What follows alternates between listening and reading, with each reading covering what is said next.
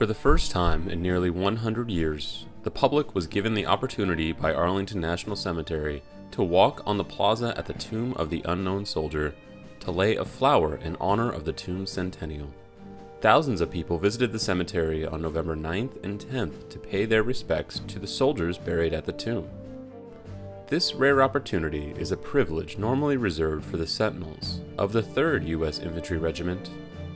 At the opening ceremony, a member of the Crow Nation conducted a smudging ceremony to bless the site, and ANC Executive Director Karen Durham Aguilera and historian Tim Frank gave remarks on the historic once-in-a-lifetime event.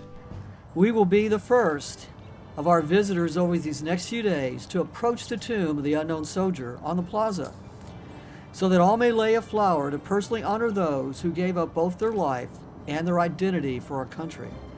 This mirrors the celebration a century ago, when people from across the nation came to Arlington National Cemetery to lay flowers when the World War I unknown soldier was interred. The unknown soldier's flower-laden casket arrived here at Arlington on November 11th, 1921. Flowers were placed all around him in the amphitheater behind me. And in the decades that followed, individuals, organizations, school groups have all come to lay flowers to honor this unknown soldier and his brothers from later wars. On November 11th, Veterans Day, a military procession, including the Army, Navy, Air Force, Marine Corps, and Coast Guard, marched through the cemetery, evoking the same procession that brought the unknown soldier from the Capitol Rotunda to his final resting place exactly 100 years before.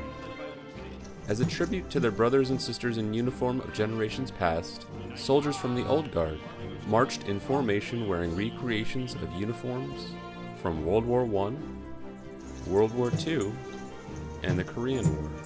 Accompanying the procession was a Joint Services Aerial Review, featuring aircraft from every service branch, with aircraft formations from each service honoring the unknown soldiers.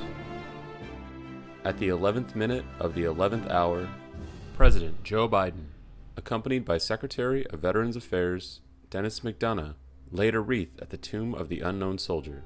President Biden and Secretary McDonough then gave remarks at Memorial Amphitheater, where they reflected on the meaning of service and the importance of honoring and caring for our nation's veterans.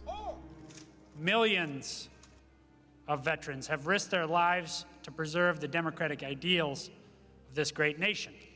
This day, Veterans Day, is our day to honor the vets who made those sacrifices, a day to remember what they've done for us, a day to recognize that when those veterans serve and sacrifice, so do their families, their caregivers, their survivors.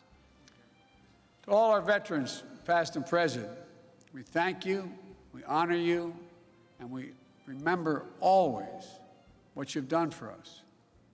This Veterans Day also marks the centennial of one of the most hallowed American monuments, the Tomb of the Unknowns. 100 years ago today, an American soldier of the First World War, as the tomb says, known but to God, end of quote, completed the voyage from an unidentified battlefield in France over the rough Atlantic seas here to Arlington National Cemetery. He lay and stayed under the Capitol Rotunda for 2 days on the same plinth that held the body of Lincoln as 90,000 Americans came to pay respects. On the final leg of his journey, he was escorted from the Capitol by the President of the United States, the Chief Justice of the Supreme Court, members of Congress, General Pershing, and the Chiefs of Staff. Medal of Honor recipients, all walking, as the Washington Post said, processing without parallel,